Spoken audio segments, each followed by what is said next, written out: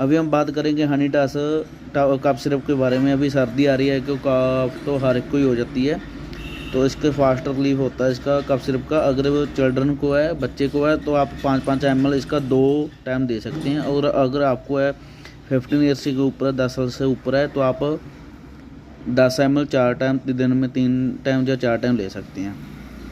ये एक non ड्रॉइज formula होता है। ये हंट आयुर्वेदिक सिरप है ये, जिसमें तुलसी, मुलट्ठी और इसमें नास्पा इसमें रेटेड होता है।